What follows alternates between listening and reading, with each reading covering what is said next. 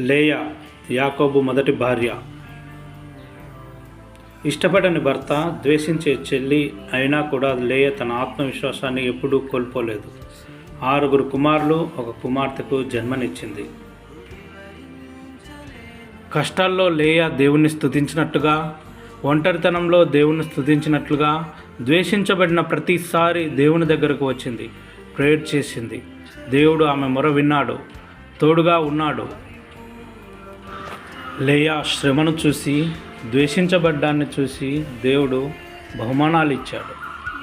లేయా ప్రేమలేని స్థితికి దేవుడు ఆమెను సంతానవంతురాలిని చేశాడు. నీవు నీ జీవితంలో శ్రమల గుండా వెళ్తున్నావా?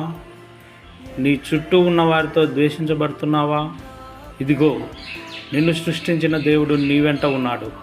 నీ చెయ్యి ఎన్నటికీ విడవడు. నీవు కూడా లేయా వలె దేవుణ్ణి